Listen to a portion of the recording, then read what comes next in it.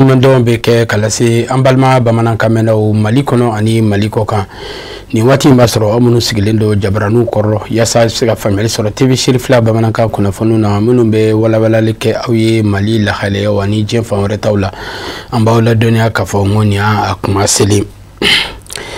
Bangoni Janginɛbugu Bamako sigida gale la Sirifila misiriba ale minɛna k'a fa dew ka bɛn ni lajɛrɛ belebele min bɛ tali kɛ kolabɛn jɛkulu Mawulido Nabawi san 2025 o baarakɛlaw u farala ɲɔgɔn kan Bangoni misiriba kɔnɔna na. Baara in tun bɛ tali kɛ biro kɔrɔ maaw olu kɛlen ka walan sɛmɛ ka fara fɛn min ye u ka ladala lajɛrɛba min bɛ kɛ ka ɲɛsin o baaraw ma. Baara kofɔli in bɛɛ lajɛlen tun bɛ an karamɔgɔ Seyid Sherif Ibrahim Iba Aidara ale ka yamaru kɔnɔ. Sama yɛrɛ Sanogo Sirifila jabarani so tɔgɔ la ale bɛ ɲɛfɔli kɛ a la. Ni ye konabɛli kulu maaw ka sigiba ye laada dodo a bɛ kɛ san o san fɔlɔ mɔni labanmaw kuntigi Mahamadu Mustafa kisi nɛɛma b'a ye o banga nisɔndiyaw ma kuncɛ waleɲuman dɔ kɔrɔfɔ kɛlen kɔfɛ ka ɲɛsin a ka baarakɛlaw mɔ. Commission d'organisation bɛ a ka walan sɛmɛ ka sanga ni baara yɛrɛ bolodacogo ye fadi fɛ. Bɛnkan min tun bɛ an ni ɲɔgɔn cɛ o ye mandat ye san 1 de. O la commission bɛ a fɔ direction ye ko mandat sera kuncɛyɔrɔ la mais baara in kɛli kɔnɔna ma an bolo dɛsɛra fɛn minnu na majɛ minnu y'an sɔrɔ ko direction ka o yafa an ye lawulima tɛ an dɛsɛra de an b'o o yafa deli direction fɛ ani ka a ɲini u fɛ ko bi ye an ka baara dan ye commission bɛɛ bɛna baara bila bi ani o kɔfɛ an yɛrɛ ni jamakulu dɔ de baara kɛ n'o de ye a tɔgɔ di baarakɛlaw ye an bɛ yafa ɲini baarakɛlaw bɛɛ fɛ majɛ min ye an sɔrɔ an n'u cɛlaw la an ka lawulima tɛ an ka dabɔn kama tɛ filiw de don ani dɛsɛw o la an bɛ yafa ɲini baarakɛla bɛɛ fɛ commission d'organisation tɔgɔ la. Ni sigi min bɛ kɛ sababu ka kolabɛli kulu bɛɛ lajɛlen fara ɲɔgɔn kan minnu bɛ wuli ka jɔw kɛ walasa ka baaraw bɛɛ lajɛlen kɛ kunkɔrɔtaw ye kɛnɛ don min nisɔndiya ka bon wa foli bɛ taa ka ɲɛsin dɛmɛbakulu bɛɛ lajɛlen ma. An ka partenariat yɛrɛ tɔgɔ la n'o ye commission partenariat ye an bɛ foli kɛ ka ɲɛsin an ka partenaires ma olu minnu ni an y'an bolo di ɲɔgɔn ma ka olu baara kɛ ɲɔgɔn fɛ k'a f'u ye vraiment an ma jiginna yɔrɔ sɔrɔ o si la fo dɔrɔn an n'u ye baara kɛ ɲɔgɔn fɛ n'o y'a sɔrɔ ni dongɛlen don o kelen o kelen gasi la an b'o yafa ɲini o la k'an ka nisɔndiya jira n ka commission na k'an ka nisɔndiya jira sous commission na an nisɔndiyara parce que an y'a laɲini u fɛ an n'u ka baara fɛn o fɛn kɛ a bɛɛ kɛra kɔnɔnajɛlenya la a bɛɛ kɛra bonya kɔnɔ a bɛɛ kɛra wasa kɔnɔ o la an m'a mɛn ko tɔɔrɔ ye maasi sɔrɔ o ye nisɔndiya ye o ye nisɔndiya ye o la foyi t'an fɛ dɔrɔn k'a fɔ ko ala ni ce. Baara kɛko ɲuman a bɛ sɔrɔ fɛn damadɔ dɔ la i n'a fɔ ɲɔgɔn lamɛn ɲɔgɔn bonya ani sabali maa dɔw ka fɔ la ni o ka dantigɛliw kɔnɔ o ye a kanu ka foli ta ka ɲɛsin bɛɛ lajɛlen ma o ka baara kɛcogoya ɲumanw la. Commission d'organisation mɔgɔw ka ɲɔgɔn faamu an'u ka ɲɔgɔn kanu an'u ka bɛn ni kelenya an'u ka ɲɛmɔgɔ bonya n y'o de sɔrɔ baara in kɔnɔ kosɛbɛ bɛɛ bɛ ɲɔgɔn lamɛn o de kama baara bɛ ɲɛ an bolo. Kɔmɔgɔw bɛɛ lajɛlen dalen don ɲɛmɔgɔw la ɲɛmɔgɔw mana u bila min na u b'o kɛ i n'a fɔ a ka d'u ye cogoya min na u bɛ ɲɛmɔgɔw bonya wa fana fɛn min fana ye ɲɛmɔgɔw fana ye tuguni olu fana b'u kɔmɔgɔw bonya u b'u hakilinaw ɲini u ka baaraw la sanga ni waati bɛɛ lajɛlen na bɛn ni kelenya kɔnɔna la ka sɔrɔ a ma kɛ ni futinɛ ye a ma kɛ ni dimi ye ɲɔgɔn kɔrɔ k'a kɛ k'a ɲɛ mun kosɔn baara bɛ se ka ɲɛ an bolo cogo min na. Fédération Sadine Internationale Tuala a directeur exécutif a sɛbɛkɔrɔ nisɔndiyalen ka sanga ni baara labɛn cogo ɲuman ye a ye foli ta ka ɲɛsin commission d'organisation maaw ma o ka cɛsiri ni wuli ka jɔ la baara daminɛ fo ka se a kuncɛ ma. Événement minnu organisera a événement ka ca kosɛbɛ wa an ye yɛlɛma kuraw de ɲɛtaga sira fɛ an ka baara ninnu na ɲinan ziyara ni mawuludu olu min ye événement la kumabaw ye ɲinan ta ninnu kɛra lahalaya minnu na lahalaya gɛlɛnw don baaraw bɛnna sɔmiya yɛrɛ juguya waati ma o fana kɔfɛ ɲinan terrain kɔnɔna an bɛɛ y'a ye labɛnw kɛra cogo min na gazon an ma se k'a lasɔrɔ ka bɛn ni ɲɛmɔgɔyaso ka laɲiniw ye o la olu tun ye gɛlɛyaba de ye baarakɛlaw bolo k'a fɔ baara yɛrɛ ɲɛli sika kun b'a la kosɛbɛ mais an b'a seereya k'a fɔ baara minnu kɛra k'a daminɛ ziyara la fo ka na se mawuludu ma a baara bɛɛ kɛra wasa kɔnɔ. a kɛra kuma kɛrɛnkɛrɛnnen min kɔnɔna na maa minnu ye kɔrɔfɔ valevale o ni ɲɔgɔn cɛ u bɛɛ lajɛlen ka ɲɛfɔli kɛ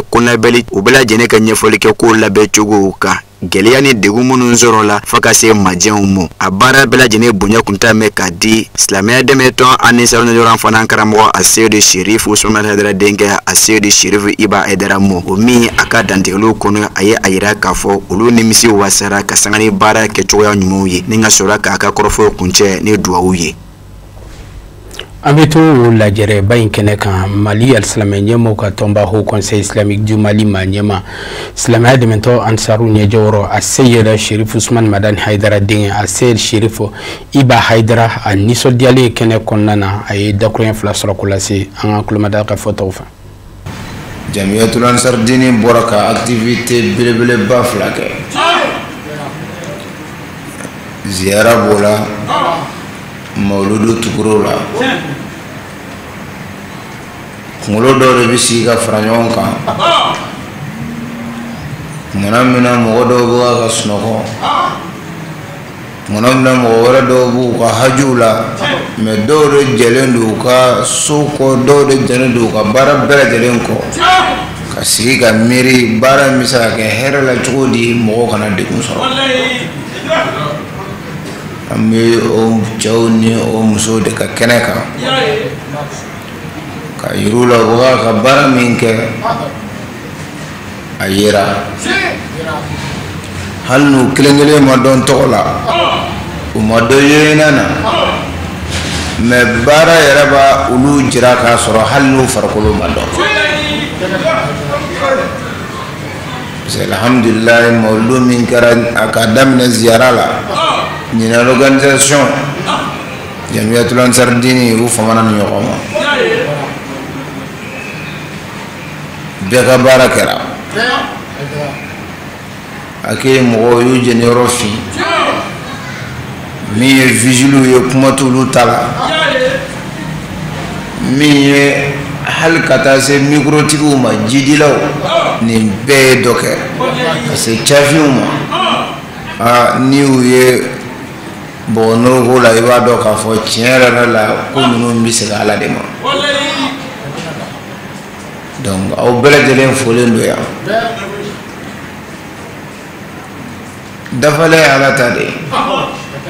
mais hakili ka miiri kɔfɛ min kɛra aw fɛ o ye aw dan de faqidu shay'in la yu'ti fɛn min ti adamaden bolo i tɛ se k'o kɛ mais an b'a dɔn ni technologie wɛrɛ bɛ yen min ka bon ni nin bɛɛ pour que baara bɛ se ka ɲɛ ka tɛmɛ nin bɛɛ kan o kun ka kɛ ɲinɛ 2025 na hali n'o kun kan ka bɛn 30 de ma a kun bɛ kɛ 25 na mais mɔgɔ ka kodɔn bɛ dan yɔrɔ min na donni min kama i ka faamu bɛ dan yɔrɔ min na donni min kama i bɛ baara kɛ ka dan n'o de ye. Wa nin faamuya in ani nin kodɔn in an wasara n'a ye nin baara ninnu si tɛ perdre wa fɛn ma ɲɛ lahara min ka bon nin bɛɛ lajɛlen Ala k'a di an ma yarabi Ala k'an sutura an sigira hɛrɛ la Ala k'an wuli hɛrɛ la donc Ala k'aw sago d'aw ma. Amina yarabi Ala ka dugawu kɛlen bɛɛ lajɛlen minɛ kunnafoni nasira wɛrɛw fɛ an bɛ taa Kucalakaw fɛ yen nɔ ka bɛn ni groupe Sotam ale maaw ka laɲini an'u ka baaraw bolodacogo ye u ye ka bɛn n'u ka te kura min bɛ bilalen bɛ Mali fan 14 bɛɛ lajɛlen na n'o ye te mira ye u ka bɛn ni Mali ka yɛrɛma hɔrɔnya san 65 sɔrɔli u ye lajɛrɛba sigi sen kan ka se ka u ka clients k'olu la nisɔndiya ni tombola belebele o labɛnni a tirage sort o kɛra te mira ɲɛmayaso maaw fɛ ka bɛn ni maa caman wɛrɛw ye minnu bɛɛ lajɛlen y'a kanu ka ye ni lajɛrɛ in kɛnɛ kan kɛrɛnkɛrɛnnenya la fɛn min ye Kucala baba commandantba n'o ye général de division Abdoulaye Sise ka fara ale kan maaba caman wɛrɛw ye kɛnɛ sɔrɔ an ka ciden kɛrɛnkɛrɛnnen minnu tun bɛ a kɛnɛ kan o ye Sadio Sidibe ye. Kucalakaw fɛ yen nɔ groupe Sotam u ye u ka tombola o final ba ka don di kɛ ka sanga ni Mali ka yɛrɛmahɔrɔnya san 65 sɔrɔli ye ni o ye 22 septembre ye waati min na ni a don kɛra nisɔndiya koba ye kucalakaw bolo. Groupe Sotam ɲɛmaw Temira u ka nisɔndiya jira ni ka tila ka ɲɛfɔli kɛ kun min na u nana tombola in finali kɛ Kucala min se fɛ lajɛlifɛnw caman sɔrɔla min bɛ tali kɛ télévision, ventilateur, moto, réfrigérateur fo ta o n'a ɲɔgɔnna caman min b'a to cogo min na k'u ka clients la nisɔndiya. An ye tombola ni initié pour ka 20 septembre accompagner tombola in dabɔla o de kama. An y'a organiser ka bɛn 20 septembre ma pour ka fête embellir Kucala yan nɔ. Fête embellir ka an b'a fête ɲɛ cogo ye. On a ni domolo caman an ye ventilateur di ka frigo di ka téléphone di mɔgɔw ma ka moto di mɔgɔw ma kumu yɛrɛ bonyana bɛɛ ye i b'a dɔn jamana in kɔnɔ ni ala ye fiɲɛ bɔdɔni di ma o fiɲɛ bɔdɔni ni fitinin bɔlen k'a di jamana ma an y'o baara de kɛ tan an ye litiri 400 di Kucala jeunesse tɔgɔ la a k'a di gouverneur ma gouverneur k'a di force de l'ordre mɔgɔw ma u ka assurer u ka sécurité u ka tɔ renforcer an b'u fo o baara min na wallahi baara in ma nɔgɔ an b'u fo an y'a dabɔ o de kama o kɔfɛ tuguni an bɛ tila an ka président de la république fo le président de la république monsieur Assimi Goïta a bɛ baara min na an ɲɛ b'a la ni ala sɔnna an fana se yen de ye ka d'aw ma fitinin min b'an bolo o de ye nin ye ka tila k'aw encourager aw ka baaraw la. Kado balina koba kɛra min ye kɛnɛ kan o de ka 400 litres de carburant ko di an ka famaw ma ni o ye finitigɛlakaw ye u ka fɔ la ko nin ye olu fana jɔyɔrɔ ye jamana jɔli ko la. An ye Kucalakaw accompagner aujourd'hui encore pour célébrer ensemble 22 septembre an ka jɛ ko kɛ ɲɔgɔn fɛ n'o ye Mali ka indépendance ye Mali ka yɛrɛmahɔrɔnya donc o hukumu kɔnɔna na an y'u accompagner PDG Temira Taïrou Touré ale ye 400 litres dans un mois. On a dit gouverneur ma Kucala gouverneur ma a k'a dit force des armées Kucala ma pour que Kucala toga sécuriser ka ɲɛ. Maaba caman kun bɛ kɛnɛ kan fo ka taa se Kucala gouverneur ale min fana kun ye a ka nisɔndiya jira ni ka tila ka Temira ɲɛmaaw bɛɛ lajɛlen fo u bɔra ka baaraba min kɛ Kucala ni o dɔ ye ka 400 litres k'o ta k'o di finitigilakaw ma k'a b'u foli belebeleba kɛ k'a ɲɛsin groupe Sotam maaw ma maa caman minnu fana kun bɛ kɛnɛ kan u y'a jira k'a fɔ ko 22 septembre ko a kan ka ɲɛnamaya ko nisɔndiya ko don ko ni maa nana ka na o kulon diya Kucalakaw bolo ko ye nisɔndiya ko ye olu bolo k'u b'u fo k'u barikada. Nisɔndiya min bɛna bi vraiment ne yɛrɛ n content don kosɛbɛ ka kɛ n'a ye an bɛ kupu min kan n'o ye kupu régional Assimi Goïta ye ni Temira nana ka na u bolo don an fɛ ka fɛn belebeleba d'a ma min ye saga ye hali ka taa se nafolo kasabi ma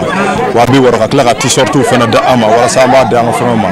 vraiment foyi t'an bolo k'a fɔ an ka population ɲɛna an bɛɛ ka to Temira gɛrɛfɛ walasa k'u dɛmɛ n'i y'a ye u ye wari sɔrɔ ka d'a ma produit fana b'u bolo u bɛ produit min feere. An bolo dena k'a fɔ kolo in a kun cɛra ni nisɔndiyafɛnw caman ye lajɛlifɛnw ni o dɔw ye téléviseur ventilateur moto réfrigérateur ni ka taa kun cɛra ni nisɔndiyafɛnw caman ye kɛnɛ in kan groupe Sotam maaw ye 400 litres de carburant u y'o ta k'o di an ka finitigilakaw ma ka sabu kɛ u b'a la ka fasodenw ni lakanali min kɛ. Alibi ka bɛn ni o kunnafoni nasira wɛrɛw ye min bɛ tali kɛ Mali ka yɛrɛmahɔrɔnya san 65 sɔrɔli munyamunyaw ye jɛkuluba min sigilen bɛ Mali jamana kɔnɔ n'o ye association des femmes leaders ani développement durable o n'u dɛmɛbaga jɛkulu n'o ye ONG AFL de mɔgɔw ye u ye lajɛrɛba sigi sen kan ka fɛn min ye donbolo ta ka ɲɛsin maaw ma minnu bɛ tali kɛ Union Malienne des Aveugles du Mali n'o ye UMAV ye n'o olu ye lujuratɔw ye baara kofɔlen a kɛra wagati u ka se ka u ye baaraba minnu kɛ dɛmɛ nasiraw fɛ kɛrɛnkɛrɛnnenya la fɛn min ye foraji jibondon 50 o kɔni o jɔra Mali fan caman fɛ ni ma kofɔlen ninnu fɛ n'o ye baɲumankɛ tɔn AFL de maaw ye lajɛrɛ in a kɛra ka bɛn jumadon septembre kalo tile 26 san 2025 Bamakɔ sigida 4 na ka sanga ni maabaw caman yeli kɛnɛ kɔnɔ Sherifla Jabarani so tɔgɔ la Tɛnɛnya Tarawele Ibrahima Kulubali tun bɛ Malika yɛrɛma hɔrɔnya sɔrɔli 22 septembre 1960 22 septembre 2025 san 65 de sɔrɔla o la ɲɛnamayali la ONG AFLED n'an ko ko Association Femme Leadership et Développement Durable ale n'a dɛmɛbagajɛkulu n'o dɔ ye Union Européenne ye u ye nin kɛnɛ in sigi ni m'u ka nimisi wasa yira min baara daminɛna ni commune 4 chef de quartier coordinateur ka bisimilali foliw ye ka fara ko in délégation spéciale ma ɲɛma kan o bisimilali foliw kɔnɔna na coordinateur ye ale y'a ɲini nabaga bɛɛ lajɛlen fɛ u farali la a kan ni duwawu doni ye ONG AFLED nujuru bɛ maa min bolo n'o de ye Madame Dramé Mariam Diallo ye ŋaniya min bɛ a n'a ka tɔndenw na jamana in basigili la o bɛ se ka sabati togoya min na. Monsieur le sous-préfet, an ka kuma tɛ caya kɛnɛ min kan o tɛ AFLED ka kɛnɛ kuma dɔ la an tun bɛ wele an bɛ n'an jɔ an b'a fɔ ko nabaga mɔgɔ nana nin kɛnɛ in kan mɔgɔ sen y'a sen bɔ a kɔnɔ kɔrɔ ka se an ka kɛnɛ in kan an bɛ bɛɛ fo k'a fɔ ko bɛɛ ɲuman nana ka Ala deli Ala k'an bɛɛ ɲuman segin ayi an t'i dan o ma ɲinan semaine nationale de la réconciliation thème min ta ko héritage culturel facteur de paix et de cohésion sociale ne hakili la o y'a sɔrɔ AFLED b'o k'a mɛnna o AFLED b'o k'a mɛnna anw y'o seere o tuma n'anw jɔra nin ɲɔgɔn kɛnɛ kan ko AFLED bɛ na a bɛ foraji sen min na n'o ye ka hinɛ mɔgɔw la ka ji di mɔgɔw ma n'o ma min fara adamadenya sinsinni kan o ti fɛn bɔ a la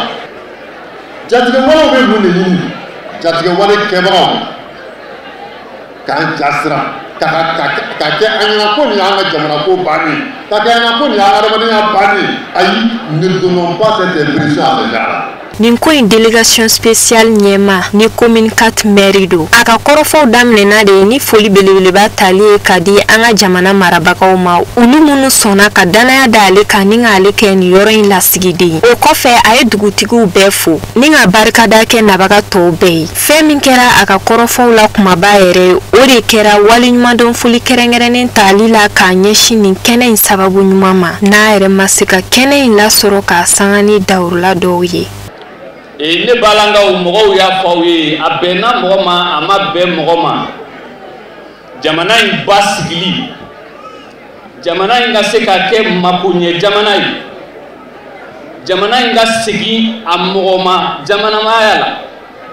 a fura fɔlɔfɔlɔ bɛ aw de bolo an ka jamana tɛ sɔrɔsi ko ye tugun janfa min bɛ yen nɔ fɛn minnu bolo dalen de don anw ka sɔrɔ de bɛ ka kɛ ka an tɔɲɔ an ka sɔrɔ nɔfɛ alors minnu sigilen bɛ diɲɛ ɲɛfɛ telefɔni kɔfɛ kumalankolon fɔw la ka ni jamana in sigira mɔgɔ min fɛ n bɛ fɛn kelen fɔ aw ye Mali ye jamana min ye a sigira minnu fɛ u sɔnna ɲɔgɔn ye k'i tilen ɲɔgɔn ye ka ladiriya ni hɔrɔnya kɛ ka Mali sigi ni cɛ ko k'i b'a ci a bɛ k'i kɔ. Nin kɛnɛ in kan AFLED coordinatrice nisɔndiya kumaw tɛmɛnen a y'a ɲini malidenw fɛ halisa u bolo dili la ɲɔgɔn ma Mali bɛ se ka taa ɲɛ togoya min na ani ɲangata wale min bɛ ka ta k'an balakaw sɛgɛrɛ a y'a ɲini cɛlakaw fɛ bɛɛ ka jɛ k'i bolo di ɲɔgɔn ma ka se ka baara kɛ togoya min na ɲangata wale in caman bɛ se ka bɔ a la a ma ɲina ka foli ta k'a ɲɛsin an ka furancɛla fanga maa ɲɛmaw ma kɛrɛnkɛrɛnnenya la Général d'armée Assimi Goïta. N b'a fɔ Madame Dramé Mariam Diallo tɔgɔ la bi bi in na n'a se ma se ka yan sɔrɔ a taara taama kunkurunni na mais a hakili b'aw la a ka foli belebeleba bɛ aw bɛɛ lajɛlen ye bi an ka ɲɔgɔn dalajɛ in hɛrɛba de don parce que Mali ka yɛlɛma hɔrɔnya o ye jamanaden bɛɛ kungo ye donc AFLED y'a laɲini an bɛɛ ka fara ɲɔgɔn kan parce que AFLED bonba dayɛlɛlen don musow denmisɛnninw cɛw mɔgɔkɔrɔbaw bɛɛ de ka kan AFLED kɔnɔna na yan nɔ donc an y'an bolo di ɲɔgɔn ma ka yira u la k'a fɔ ko AFLED dayɛlɛlen don maliyɛn bɛɛ lajɛlen ye gɛlɛya bɛ mɔgɔ fɛn fɛn kan AFLED tɛ se ka wuli ka se bɛɛ ma mais aw bɛɛ bɛ se ka wuli ka se Afled ma. ONG Afled kan 22 kɛnɛ nabagaw la nisɔndiyara de video yirali la min bɛ ɲɛfɔli kɛ u ka forage baw sennenw la ka ɲɛsin jamana kɔnɔdenw ma jiko gɛlɛya bɛ yɔrɔ minnu na an ka seko ni dɔnko tigilamaw minnu ye kɛnɛ lasɔrɔ ka fara sketch kan min kumara jamana kɔnɔdenw ye jamana jɔli la slam fana kɛra o kan o ta bannen defile fana kɛra komini 6 bɛɛ fɛ ka fara kalabankoro kan ani komini jumanden an b'aw ladɔnniya k'a fɔ ko nin ko in bɛɛ lajɛlen kun cɛra ni remise symbolique kɛli ye imavu yɔrɔ la ni ka standi dɔw lajɛ Mali ka yɛrɛma hɔrɔnya san 66 na ala k'o yira an bɛɛ kɛnɛmana hɛrɛ kɔnɔna la. Amina ya rabbi tɛnɛnya ala ko dugawu kɛlɛ minɛ o b'an sɛnsɛn ka taa farafina ani diɲɛ fan wɛrɛ kibaruw la minnu bɛna lase aw ma kafinɛ bacili fɛ.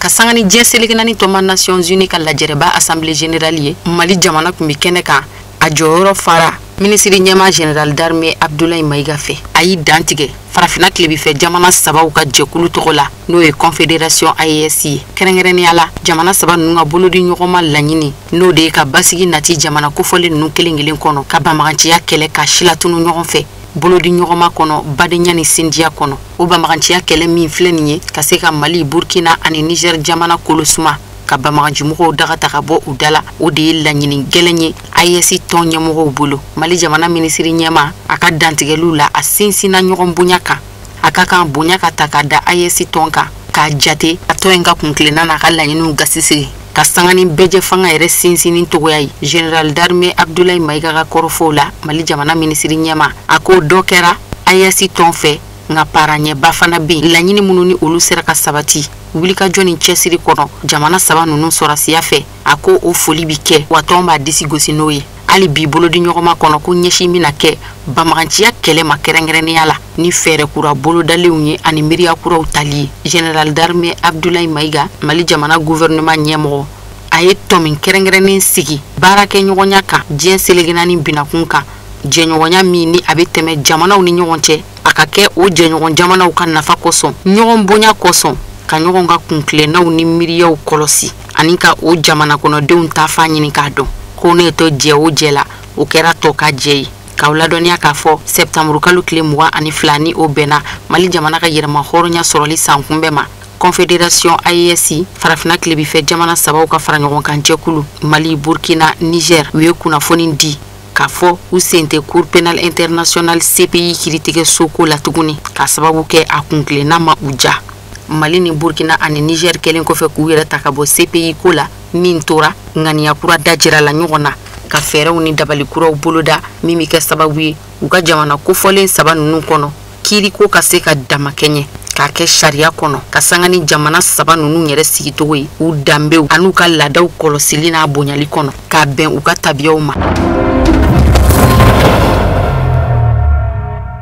Gabon jamana kɔnɔ Gabonkadenw y'u kunda kalatasow kan ka bɛn sibiri don septembre kalo tile 27 in na ma wasaden sigi kalataw do ani yɛrɛmara kafo ɲini kalataw o kalata filaw o de b'a la ka dangɛnɛmaya ɲɔgɔn fɛ législatif ani local jateminɛw y'a yira k'a fɔ kalata in bɛ ka kɛ basigi kɔnɔna na ani ɲɛmajɔ kɔnɔ maa dɔw fana ka fɔ la kɛrɛnkɛrɛnnenya la bɔlɔlɔ siraw fɛ olu bɛ ka dɔwɛrɛw fɔ k'a yira k'a fɔ kalata in a tɛ ka kɛ kalata jɛlen jolen basigilen ye fiɲɛ caman olu bɛ ka ye a kɔnɔna na kwali k'a dan bureau de vote dayɛlɛ ni retard ma ani cɛbaw yɛrɛ ka nɔnabilaw wote kɛyɔrɔw kɛnɛ kan ka taa se kalata gafe liste électorale yɛrɛ kan ko ɲina kelen do tɔgɔ dɔw kɔ ko bɛɛ bɛ jate a la fiɲɛw fɛ ka sanga ni wasaden sigi kalata ye wasabulon kɔnɔna na wasaden 145 de kan ka suganti cɛbɔ ye candidat 800 ye jɔyɔrɔ 145 nɔfɛ wasabulon kɔnɔ fɛn bɛ tali kɛ yɛrɛmarakafow kan conseiller localu cɛbɔ 18 de kanbɔlen do jɔyɔrɔ 778 nɔfɛ. Nigeria jamana kono Namdi Kano mi minɛnen do ka lasago peuple indigène du Biafra o ma ɲɛma do ka bɔ mamurutilen jɛkulu kɔnɔ groupe séparatiste Nigeria worodugu yan fan fɛ ka digi tilebi kan mara min ni o murutilen do bi n'a b'a fɛ k'a yɛrɛ ta ka bɔ Nigeria kɔnɔ ka sanga ni u ka o laɲini ye ni tɛgɛ kun kɛra u ka sɛkasi don na Namdi Kano ka lasago asoro nali donbagaw kun y'a ɲini a ka yɛrɛma hɔrɔnya ka di a ma ni k'a bɔ bɛrɛ la nka bɛrɛ ta ma se ka ɲɛ sɔrɔ barisabu ka da kan kiiritigila mɔgɔw banna a labilali ma waati min na Nandi Kanu a bɛ minɛ ka lasago gouvernement kun ye sigana bin a kan k'a fɔ a nɔ yera bamaganciya wale kolokololi la hali ye Eji Makor o y'a ka avocat dɔ ye a ko u jigila misɛnyara barisabu ka da kan k'u ka client man kɛnɛ o de kama u y'a ɲini a ka se ka bɔ fiɲɛ na a ka furakɛliw ka se ka kɛ nka ko ban kɛra o laɲini na o kuma k'u nisɔngoyalen don barisabu ka da kan client bi yɔrɔ min na ani furakɛli de ka kan ka da ka farikolo jagabɔ togoya kan kabiri ni san 2015 san Nandi Kanu a lasagonen don kiiri jalatigɛra k'a ɲangi an b'o san kelen na jamana sanfɛ kiiritigɛsoba Cour suprême fɛ ka sɛbɛntiya kan k'a fɔ a minɛna bamaganciya walew de la ni ka janfa ta ka ɲɛsin jamana ma walasa ka dankari kɛ Nigeria jamana la san 2017 san a ka sɔrɔ nalidonbagaw ka cɛsiri la u tɛgɛ kun sera ka da a ka labilali kan nka u kun ye tɔrɔmɔɲɔn dɔ sara a kun kɔrɔ caution ni ka fiɲɛ bɔda di nka san 2021 tɛgɛ kɛra la tuguni ni k'a don bɛrɛ la mana bɛna a bɛ minɛ k'a lasago kokura a tɛgɛ taara ta farafin jamana wɛrɛw de kɔnɔ k'a minɛ ka na n'a ye Nigeria walasa a ka ɲangi.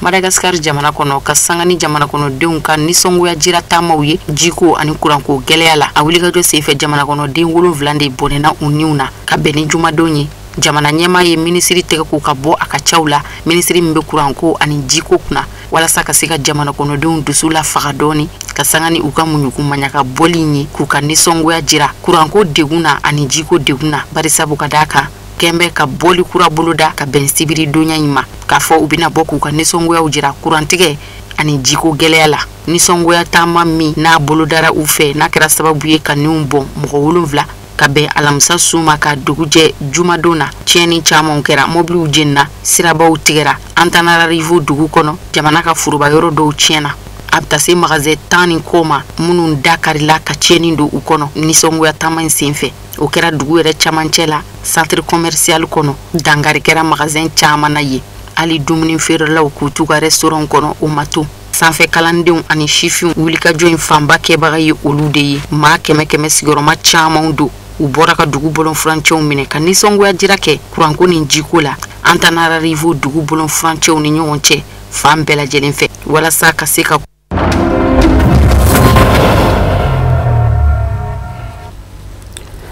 o fana bɛɛ bɛ dansiri bi bamanankan kunnafoniw sɔrɔlen na minnu farala ɲɔgɔn ka kunnafoni di so ɲɛmɔgɔyaso fɛ ka lase aw ma ka bɛn ni kuma ye an bɛ foli kɔrɔkɔrɔ ka ɲɛsin kanubagaw filɛlikɛbagaw Mali kɔnɔ ani Mali kɔ kan laseli wɛrɛ aw ni Samayira Sanogo bɛ ɲɔgɔn sɔrɔ aw k'an bɛn jan waati wɛrɛ